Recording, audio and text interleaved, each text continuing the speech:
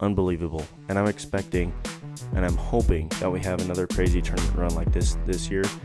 And because it's just such a fun, man, I can't even express to you how much fun it is to watch these games.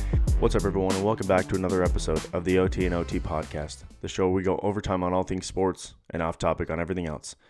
Thank you for those of you who have tuned in every single week to watch these and listen to these episodes.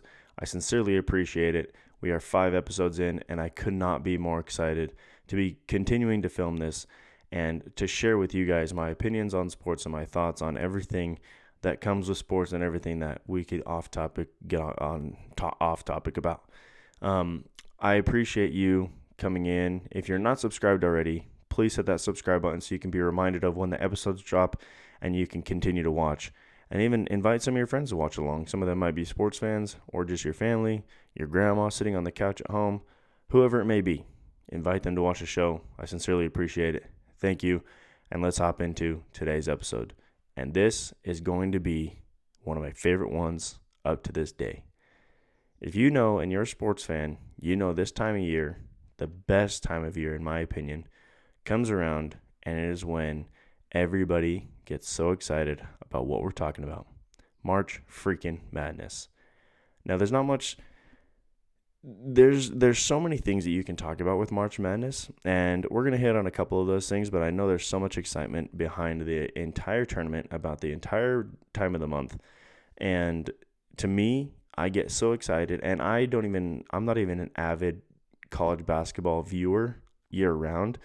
I really start to tune in, end of January through February, kind of just so I can see who's where, who can I put in my brackets to hopefully give me an edge in the groups that I compete with.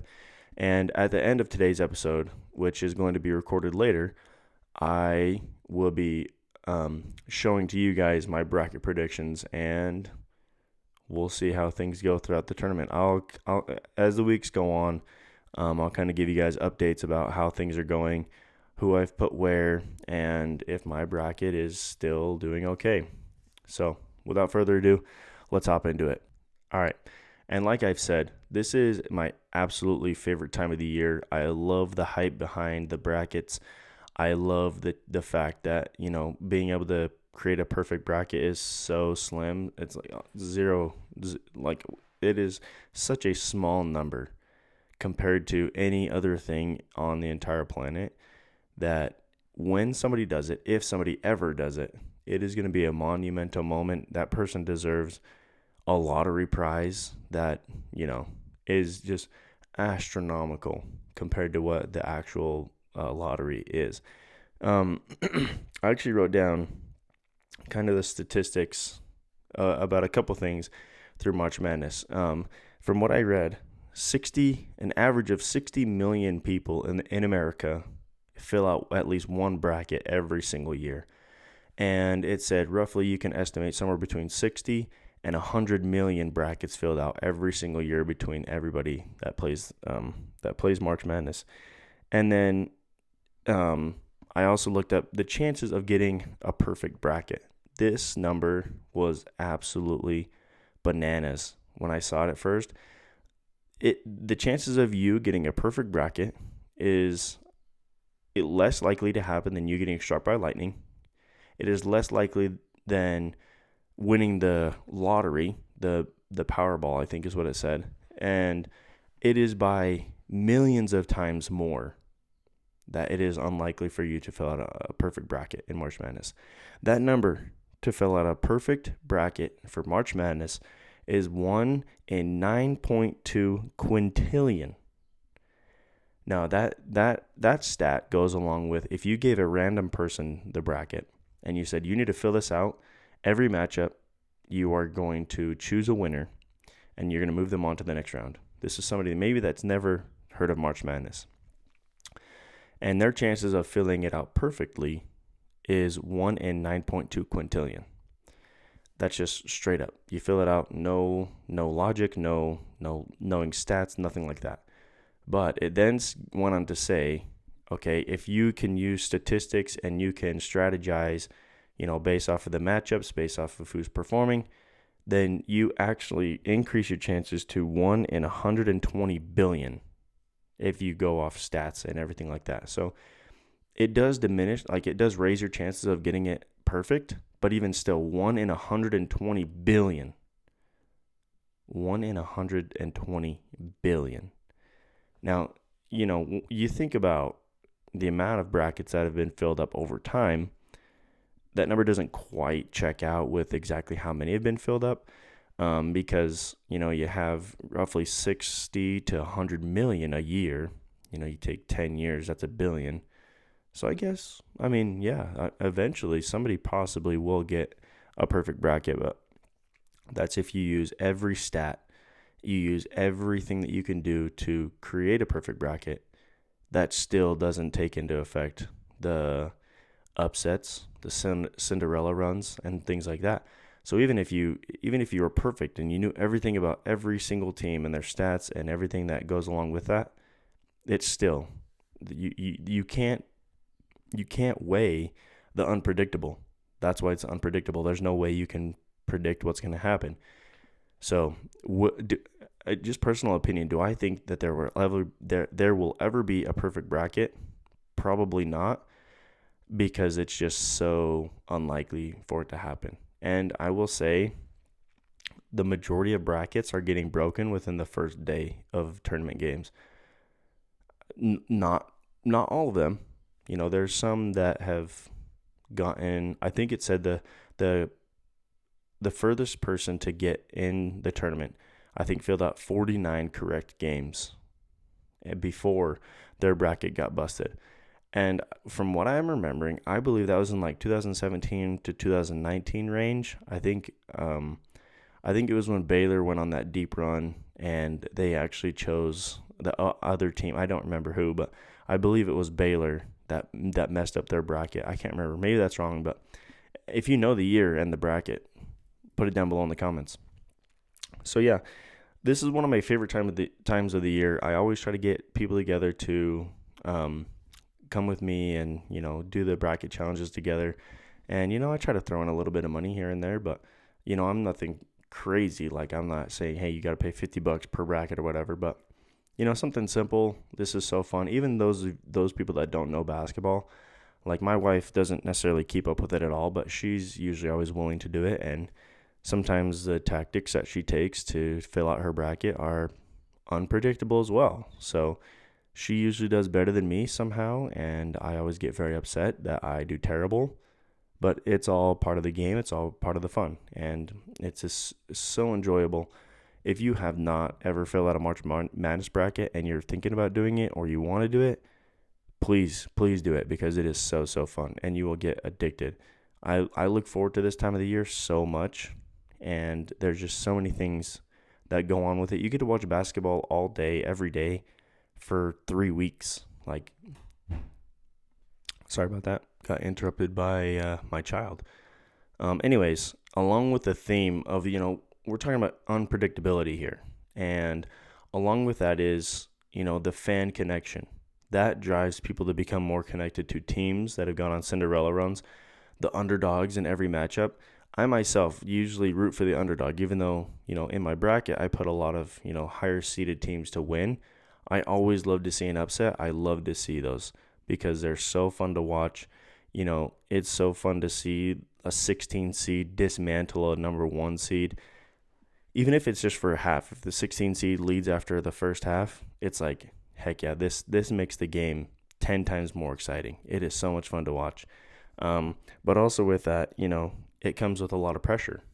It's great to be a number 1 seed because in theory, you're supposed to have the easiest path to the championship. But along with that comes the pressure attached to it, because as a 1 seed, you get matched up against a 16 seed in the first round. That makes it pretty tough, and you never want to be the number 1 seed that gets upset by a 16. You never want to be a 2 seed that gets upset by a 15, whatever. You never want to be upset by a lower seeded team, because that's just more pressure through the game. And then it's like, holy crap, we just sucked it up. We had a chance to win a national championship and we just lost to a 14 seed. Things like that. It's it's a lot of pressure, and I'm sure I've never been in that situation. I didn't play college basketball, never made it to the NCAA tournament, but I could imagine the amount of pressure given behind a 1 seed to a 5 seed. Even as a 7 seed, you're still up there. And we're back. Sorry, my wife took care of it actually. She grabbed her before I was able to walk out there. But anyways, yeah, I couldn't even imagine the amount of pressure given to you as a 1 seed. I think, back to last year, I didn't watch too many games, but I followed it along. I've been kind of disconnected with the college basketball world, but even still, like I always fill out a bracket every year. I try to watch as many games as possible. It's just hard. It's like I'm a busy person, and I'm not trying to make excuses for why I'm not watching college basketball. But even for a fan that's disconnected from the game of college basketball, I still find so much enjoyment in watching the games because there is so much hype behind them. And even if there is pressure on the higher seeds, it is so fun to watch them pull through and win in those tight games and make things happen. I just watched um, a highlight, or not a highlight, but like a breakdown of the 2016 college championships with Villanova and UNC, which we're going to talk about here in a little bit.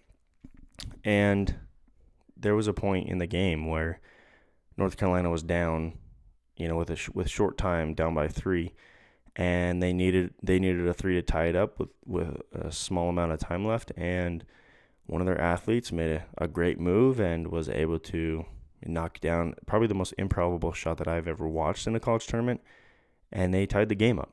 And if you watched that game, you would know exactly how it ended. But we're going to hit on that in a little while. Okay, we're going to kind of go down back to the pressure part of this conversation, where the higher seeded teams have a lot more pressure on them because they are the higher seeded teams. And in NFL also it kind of goes this way, but I mean in all college, or in all sports really, there's some sort of bracket where you have to make it through to get to the championship. And the only thing that's different from college basketball to the NBA is the way that they structure the playoffs, which is the NCAA tournament versus, the NBA playoffs. Is in the playoffs for the NBA, it's a 7-game series. You have to win the majority of a 7-game series to move on to the next round. But in college basketball, that's not the way it works. You get 1 game, and if you lose, you're out of the tournament. There's no game number 2. There's no game 4. So yeah, there's a lot more pressure because of that. But also, just like I said, it's the natural thing to think, okay, we're playing the 14 seed today. We cannot let them beat us because that is a huge upset in the bracket. And I really doubt that the players are thinking, hey, we have a lot of people riding on this game that made their choice for us to win tonight, so we can't let them down. Like, that's probably the last thing going through their minds, but it is like, I'm sure we're the 3 seed. We cannot let the 14 seed beat us today. Like, come on, guys, we got to actually get to work. And the majority of times they don't. The higher seeded team usually wins in the first round. It's not until you get to like the 8-9 matchups, the 7-10s. Like, those are the matchups that are different because they're so close in terms of their power ranking and, their stats and stuff like that. So when you're the 1 through 4 seed is probably the biggest upsets because you get 16, 15, 14, and 13 seeds. That's where a lot of people are like, holy crap, like, that was a huge, huge upset, especially a 16 over 1 or a 15 over 2. Like, those are the ones that people remember the most. And that's actually one we're going to talk about here in a little bit, because we're going to talk about crazy March Madness runs. Basically, since I've really been an adamant watcher, and ones that really have like struck me and I was so invested in. So yeah, there's a lot of pressure just because of the way that the tournament is structured, and it's a lot of basketball in very few time. Like, you play day 1, you're back, 4 days later, whatever it is. It may not even be 4 days. I think it may be 2 days. Like, you have a day break. Sometimes you don't even have a day break. You play one day, you play the next day after that. So yeah, it's a super special moment for those athletes that get to compete in the tournament. But it's high stakes, and you're on your way to a college championship. There's very few people that can say they've done that, and that alone is pressure in and of itself. So there's a lot of different pressure points in the entire tournament, a lot of different things that you can harp on, that you can think about. And there's a reason that there's certain teams that perform in those moments, because they don't let the big pressure points get to them. They don't let the things that they can't control handle what they do in the game, or through the tournament. And that's what's fun to see is the teams that are composed and structured well, the ones that perform how they're supposed to and do exactly in the tournament like people thought they would. So yeah, it's a lot of pressure, but it's also, if you're well composed, you're gonna be just fine. I'm drinking root beer. It's really good. I like root beer a lot now. Speaking of, I've always been curious, because this is very off topic. I've always been curious. We got to start coming up with we got to start coming up with names for the different segments that we have. Like, I've thought about doing the OT inbound or something like that. I don't know. Like, we have an OT for like overtime segment of the show, and then we have an OT segment for the off topic portion. Maybe this could be I'm trying to think of ways that you could incorporate those things. But if you have an idea, comment down below. What should we have for each OT and OT segment in the show? Because I do want an off-topic part and an overtime part. Like, we have the main topic for the show. We got to have something that we can talk about that's similar to that, that's overtime worthy, and something that's very off-topic, which I'm going to try to incorporate more, like something that just pops into my mind. I want to be able to, boom, just say it and talk to you guys about it. And this pop thing, like, this is my cup of root beer. And I just poured it before the show so I could have something to drink. The off-topic moment for today, comment down below. What are the top 3 sodas that you enjoy drinking? I'm not going to tell you mine. If I see any comments, I'll respond to your comment down below. I'm going to keep mine a secret for now. Not a secret. I'm going to keep mine a surprise for you when you comment down below. But back on topic. That's the off-topic corner for today. Let's hit on some March Madness runs that have been monumental in the NCAA March Madness tournament. There's a couple of them, and I mostly went with ones that I was able to witness and watch through the tournament, and I have ranked them from 3 to 1 in terms of ones I thought was crazy, because it was so cool to kind of follow and watch. And some of these even started before the tournament even began. Some of them started in their conference tournaments. So stick around for that. Number 3, I went with the 2018 Loyola Chicago Ramblers. Holy crap. This was an unbelievable run. This was one of the craziest runs I've ever seen. It was led by Sister Jean. If you know, you know. I can't really say much about her. I'm assuming she was a lifelong fan. She was at every game. I believe she was a season ticket season ticket holder. Yeah, that sounds right. A season ticket holder for the entire year, and went to every game. She followed along through the tournament. She was at every one of their tournament games, and there would be clips of her through the game, after the game with the athletes. Like, it was just a monumental thing outside of the game of basketball that everybody was able to be involved in. Loyola Chicago came in as an 11 seed, and they were able to reach the Final Four. I don't necessarily know who they lost to. I can't remember, because I had to go back. This was in 2018. This was 8 years ago, almost to the day where this happened. So it was hard for me to even remember this, but when I was looking up different runs of Cinderella stories, stuff like that, this is one that came up, and I was like, holy crap, I totally remember this. But yeah, they eventually lost in the Final Four. This was their first Final Four since 1963. 1963. What is that? Is that 51 years? 51 years. No. 1963, 73, 83, 93, 03, 13. So 55 years. I don't even know where I got 51 or whatever. 55 years since their last Final Four appearance. That's a monumental event. Now, since then, I think they've only made the tournament once or twice since then. Maybe they haven't even made the tournament. I haven't even looked. But yeah, crazy that they were able to get to the Final Four in 55 years. That's unbelievable for them.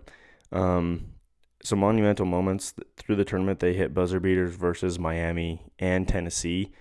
I remember a few moments of some of the games. I just remember, it was like, holy crap. I want to say that their first round was against, oh gosh, I can't even remember now. Anyways, maybe it was Miami. Maybe Miami was a 6 seed. Anyways, I just remember a few moments like after, they had won a couple buzzer beaters.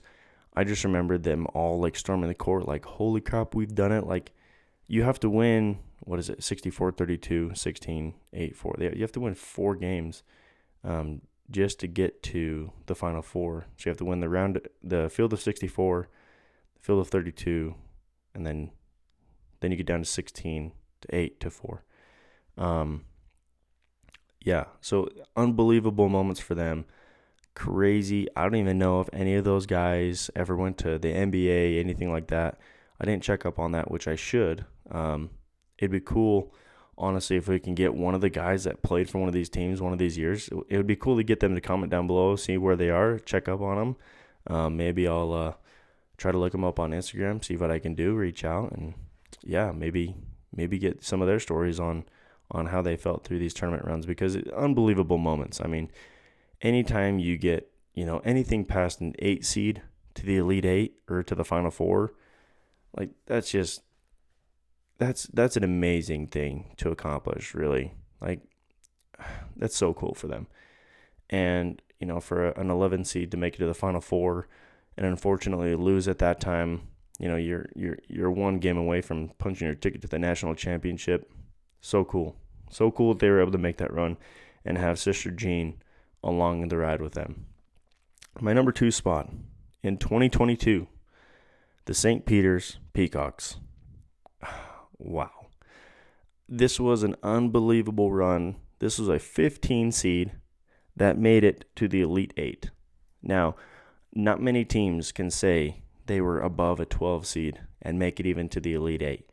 Crazy that they were able to do this. They were able to upset Kentucky, Murray State, and Purdue. 3 powerhouses at the time.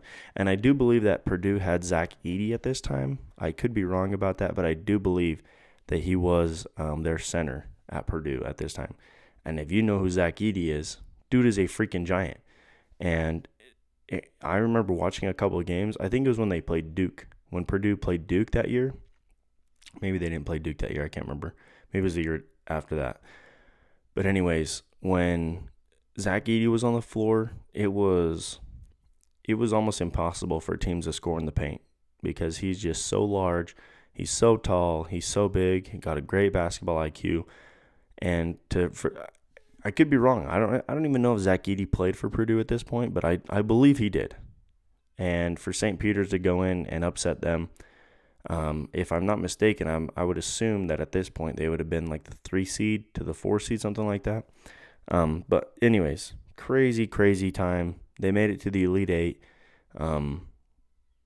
Yeah, I just remember I was like, I've never even, I mean, Loyola Chicago, I never had heard about them either.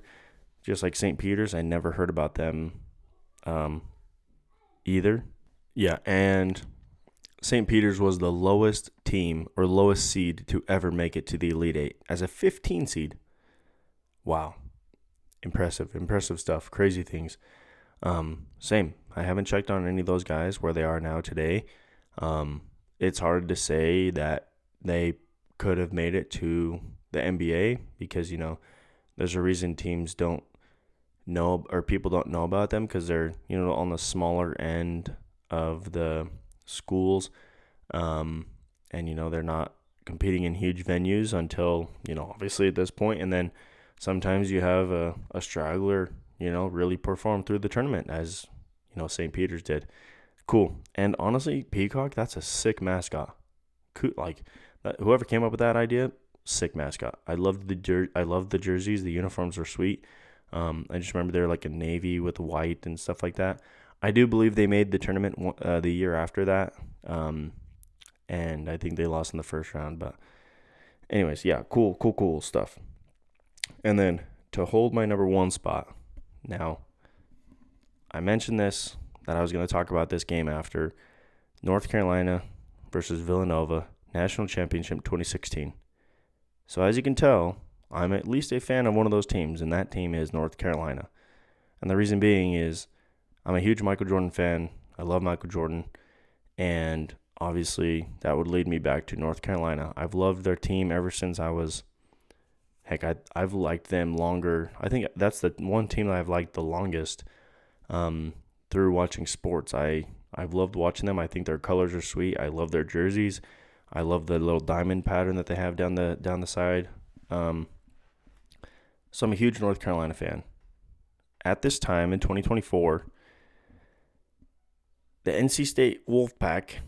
So, if you know anything about, basketball or anything, they have to go through their conference tournaments, to determine the champion for that part of their conference. And North Carolina and North Carolina State are in the ACC, also with Duke. I don't even know. I can't even name anymore in that tournament. Clemson. So yeah, there's those teams in the ACC. They all compete against each other in a tournament, and that winner of that tournament is the championship for their conference. So they're all in the ACC. And when I looked this up, I didn't even know this. I mean, I know that they were a great team. So I'm talking about the 2024 NC State Wolfpack. They went in as an 11 seed, okay? Before they could even make March Madness tournament, they had to win the ACC tournament, okay? And this says they had to win. They won 9 straight elimination games. 9 straight. And just like March Madness in the ACC tournament or in the college tournaments that they have for each conference, it's a loser out. If you lose, you're out of the tournament and you go on from there. So NC State went from going into the ACC tournament, winning through that, having a major win over Duke, to win that tournament. That tournament then ended in them getting into March Madness, going in as 11 seed. Okay. After that, they won through their games up to the Final Four. I can't remember who they lost to. I think it might have been Houston. That was when Houston was very, very good. To say that they won 9 straight elimination games through the ACC tournament with wins over Duke, who was a powerhouse at this time, and then go through and win to the Final Four. Wow. I have never seen a tournament run better than this one, the NC State Wolfpack in 2024. Unbelievable. And I'm expecting and I'm hoping that we have another crazy tournament run like this year. And because it's just such a fun, man, I can't even express to you how much fun it is to watch these games and to participate in bracket challenges and to fill out in hopes that you can get them right, in hopes that you possibly could be the person with a perfect bracket. Those are bragging rights right there. Those are huge bragging rights. I mean, cool that you can be a national champion, but to say that you fill out a perfect bracket, even if you've never played before, there's still a chance. So do it. You never know. You might be the one. So yeah, those are 3 of the craziest March Madness runs that I've ever been able to witness. Obviously, going into each of those, I'm not watching those 3 teams specifically because you never expect anything from a lower seeded team. But then as you get into, they won 2 games, they're in the Sweet 16. Let's kind of watch them a little bit. That's when you get interested. So being able to watch, NC State, St. Peter's, Loyola Chicago through the Sweet 16 into the Elite 8 and then into the Final Four for 2 of them, unbelievable runs. Undeniable that those games could go into the Hall of Fame, if there is one. I don't know if there is for college basketball games, but yeah, unbelievable time. All right, and to move on to our last point of business before we get into the bracket predictions, which I'm so excited for the brackets to drop. I I mean, I have high hopes that, North Carolina can be a decently ranked team, but I think they're going to fall to like the 10 to 12 spot. They lost in the second or the second round of their ACC tournament. So, kind of sucks, but they should at least make the tournament at least. So, I'm crossing my fingers. Also, drop it down below in the comments your favorite college basketball team. Let's see how they do this year. So, I mentioned this 2016 NCAA March Madness Tournament National Championship. I have never felt more heartbreak watching any sports game in my life up to this point in 2016. You have the 1 seed North Carolina versus the 2 seed Villanova Wildcats. Where to even begin? So, like I said, I watched a breakdown of this game last night, and I was trying to decide what I should talk about, and I really think that it goes to, the last minute of the game. After watching it again, I realized, North Carolina didn't play the greatest game. They, were down through the second half up to about the last 2.5, 3 minutes of the game. I think they were down 6 at one point with like 2.5 minutes left. And then somehow, some way, within the last minute, they got down by 1, had to foul, gave them some free throws, and then Villanova was up by 3 with roughly, I don't know, I think it was like 14 seconds left. North Carolina hit the first bucket to start the game by Joel Berry. And I do have to say, I'm going to talk about Joel Berry for a second. I watched quite a few college basketball games through the tournament, and Joel Berry really stuck with me for a while. For the next couple years after that, I was a huge fan of his. I really liked the way he played. I thought he was really calm and collected most of the time. I thought he just had a chill demeanor through games. He just seemed like he was in complete control of his own actions, and he was a leader on that team, through his senior year, and it was fun to watch him. I really enjoyed watching Joel Berry play. Obviously one of my aspirations as a North Carolina fan, as a Michael Jordan fan, is to eventually get to talk to somebody that's associated with one of those two.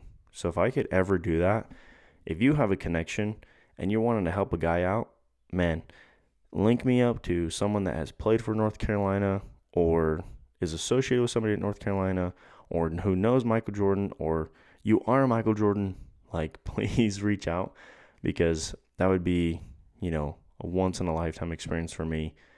Something I've been so interested and intrigued about my entire life, really, is the North Carolina Tar Heels. I started going away from wearing North Carolina hats, but, growing up, I had multiple Tar Heels hats. I had multiple Tar Heels shirts. And then Joel Berry kind of brought that back to me. I kind of lost touch for it a little while, and then, I started getting back into watching sports again, through high school. And Joel Berry really brought me back to North Carolina. I really love the school. I really like the culture there. They get to play in one of the coolest towns ever named, in my opinion, Chapel Hill. Are you kidding me? And yeah, it's one of my dreams to go watch a Duke North Carolina game, one of the greatest rivalries in all of sports. And anyways, that kind of takes us off topic. But yeah, Joel Berry was a huge influence for me through North Carolina. And this game, young in his career, I believe he played through 2019, maybe even through 2020. That could have been his freshman year. I don't even remember. But yeah, he was so fun to watch through his career at North Carolina. And it was sad to see that he was graduating. But anyways, into the game with a minute left, I believe North Carolina was down by 3. They were able to go down, and when I talk about this improbable shot, this was the craziest thing I've ever seen. So Page he's on the right side of the court, and I don't know, I can't remember what his name is, like a Jomo or something like that. So he is on defense for Villanova. Page gets a pass. Literally, he gets it inches away from getting stolen or knocked out of bounds at least. Decent chance that Villanova could have just won the game right there. Gets it, sweeps it under, and then he takes one dribble, I think, goes up and is about to shoot, and then a defender comes. I think his name is like Giuseppe or something like that. Anyways, comes up. This other defender from Villanova comes up, goes to his side, so he has to readjust, goes up, and kind of like double clutches and goes with his left hand. I'll maybe add in the clip. I think that's a good idea. I'll clip it in right here so you can watch. One of the craziest shots. And, Michael Jordan was at this game, and even afterwards, he he was so excited the coolest shot I've ever seen. That goes in and ties him up with 4.7 seconds left or something like that, I think. So I wrote down, I tried to write down as many notes as I could about the game. So it says, it's 71-74 Villanova with 13.5 seconds left in the game. So at 13.5 seconds, Villanova is up by 3, and North Carolina needs this shot to go down.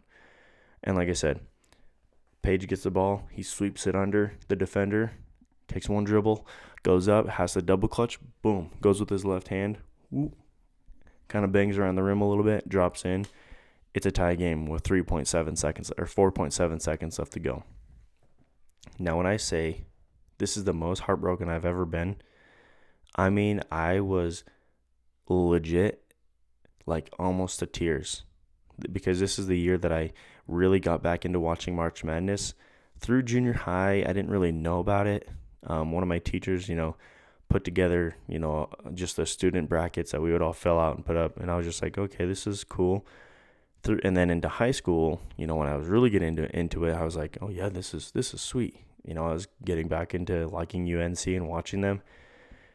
And then I was able to watch the majority of the tournament games through 2016, and to see UNC go to the championship and have their season and the game end like this, I was so distraught. Like I just remember sitting on my couch and thinking, what the freak did I just watch? That was the most insane, unreal way to end this game that has been a freaking banger this entire time. So, to tell you the story, 4.7 seconds, Villanova inbounds the ball. They take a timeout. They inbound the ball. Their point guard brings it down the floor. Couple dribbles, gets down as quick as possible. Chris Jenkins, which I don't know where he is today. Well, I should follow up on him to just get an update on where he's at. Chris Jenkins is trailing behind. Point guard, couple dribbles down the floor, get down there as quick as possible, gets right to the three-point line, picks up his dribble, turns around, basically hands it to Chris Jenkins. Chris Jenkins goes up, nobody around him. He's free of defenders, really. Goes up, swish. Game over at the buzzer. North Carolina's season is over. Villanova wins the national championship. And even their coach, he's been known to be one of the most no emotion guys. He's literally standing on the sideline like this. And just goes to the walk, starts shaking hands. It's not even a big, to him, it didn't even look like it was a big deal. Maybe he was just in shock that just happened. They just beat the number 1 ranked team in the nation in the national championship, and they just, yep, let's go shake hands. Yeah, it was, incredible moment, and I'm all for being a fan of moments and people coming through in the clutch. And Chris Jenkins definitely did that. Sadly, it had to be, through North Carolina, but you have to appreciate moments like that. And that is one thing that makes March Madness so special. So special is that things like that happen all the time in games across the entire tournament. It might not even be a huge upset at any game like a 9-10, a 10 team hits a buzzer beater at the end of the game. But it's just the fact that it's in that tournament.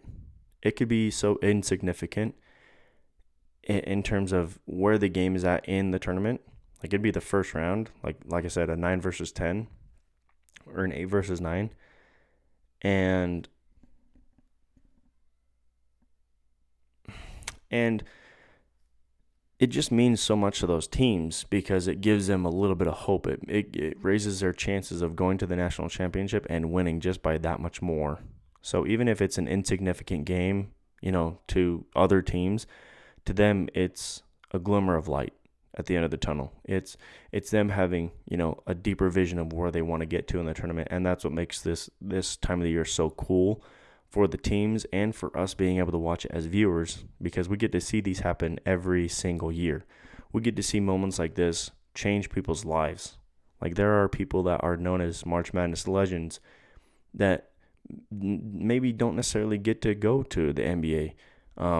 Just last year, I believe his name is Spencer Golke or something like that, from Oakland.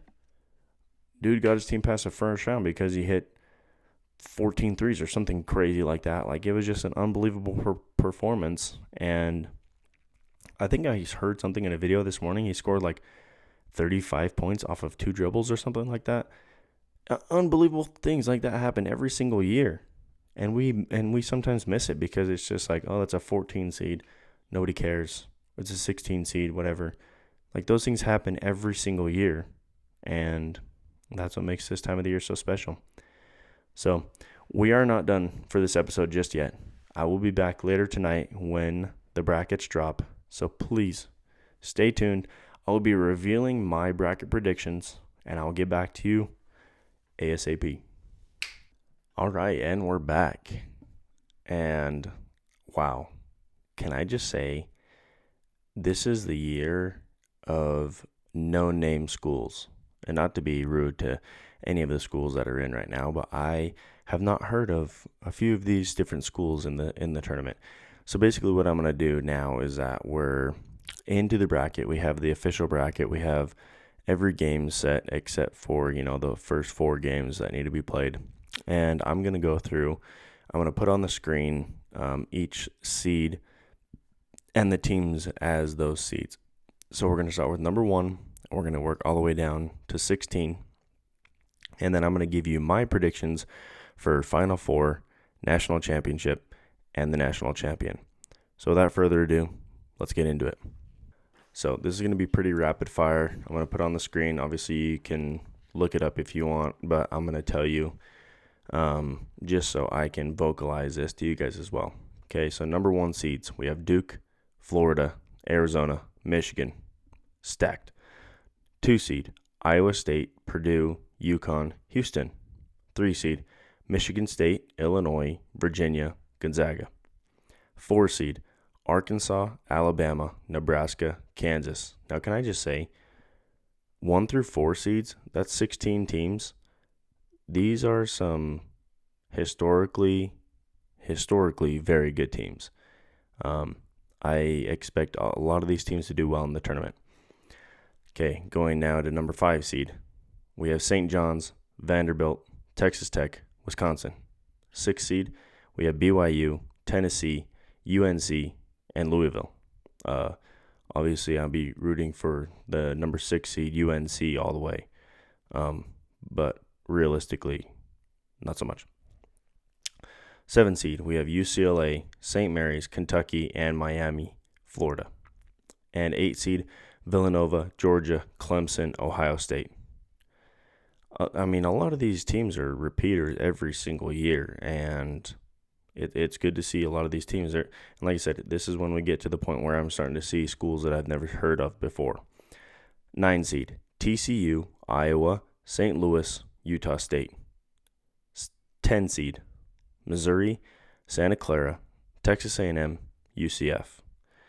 11 seed. Now we get into the first four.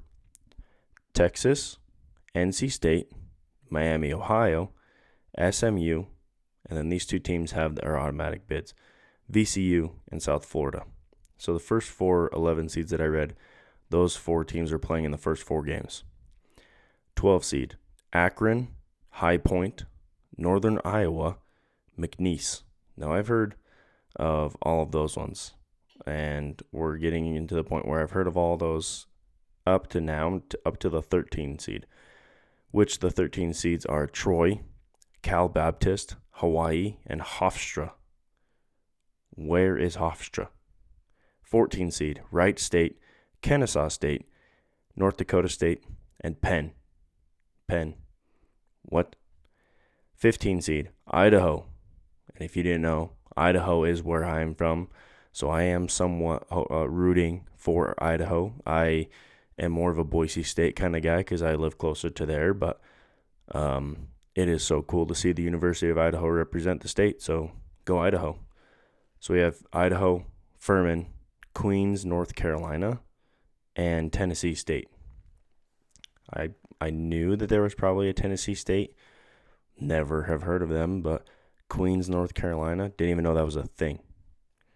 And to the 16 seeds, Prairie View A&M, Lehigh, UMBC, Howard, Siena, and Long Island. Pretty much all of those teams outside of Lehigh and UMBC and Howard, I have not heard of. So interesting field this year. I have a few different thoughts. Obviously, as a North Carolina fan, I want to root for them.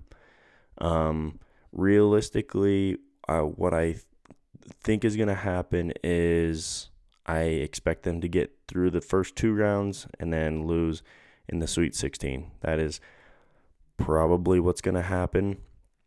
I'm not going to go through my whole bracket. Obviously, that would take forever. So I'm going to start with my Final Four. My Final Four, I have Duke versus Houston and Arizona versus Michigan. Now, I know, three of those are one seeds, and one of them is a 2 seed. Houston, especially in the last 5 to 6 years, has performed very, very well in the tournament. Duke is kind of up and down at times, but I do think that this group that they have this year is super solid. They're very good. Michigan also, I think they had a little bit of fluctuation, late in the season, but I think them going into the tournament are going to be high favorites for a lot of people. And Arizona, they've been tough all year. They were ranked number 1 early on, and I'm expecting them to make a deep run. And then out of those 4, I believe Duke and Michigan will win in the Final Four and make it to the national championship. And I'm expecting probably a mid-70s game for both of those teams in the national championship. But I do have Michigan winning the national championship for 2026 in the men's tournament. I actually somewhat have a soft spot in my heart for Michigan. I believe it was 2013. I could be wrong. 2012, 2013, one of those 2 years. Somebody in the comments you may know. But I just remember watching Trey Burke, and I loved watching him. He was electric. He was so fun to watch. And that kind of, gave me a little bias towards Michigan as I, got a little bit older. So, yeah, I think Michigan is going to win it all this year.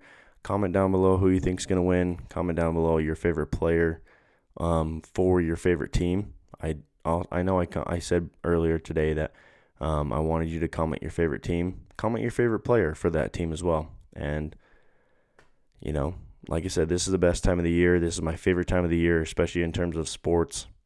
Let's see who gets it done. And that brings us to the end of today's episode. I appreciate every single one of you who sits and watches and listens to this show. I deeply, deeply appreciate it. I thank you so much for the time that you spend listening and, hopefully you're commenting down below. I'm just a guy here trying to share my sports opinions and my thoughts and my feelings and my experiences to people that can relate to each one of these little stories. And, today is no different than any other.